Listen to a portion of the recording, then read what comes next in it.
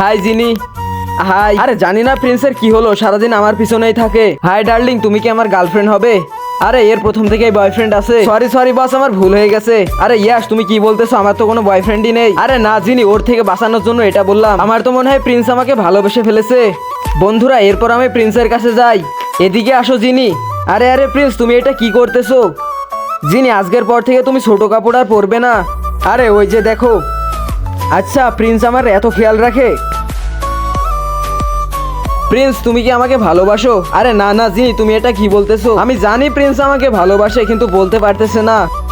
আরে জিনি, আমি চলে এসেছি। তুমি সত্যি কথা বলো, তোমার বয়ফ্রেন্ড আছে? আমার বয়ফ্রেন্ড থাকলে কি আর না থাকলে কি, তুমি তো আমাকে পছন্দ করো না। আরে না জিনি, এমনিতেই। নাও আমার সাথে ড্রিঙ্ক করো। জিনি, তুমি শুধু আমার, আমি তোমাকে অনেক ভালোবাসি। বন্ধুরা, নেক্সট পার্ট দেখার জন্য সাবস্ক্রাইব করে দাও।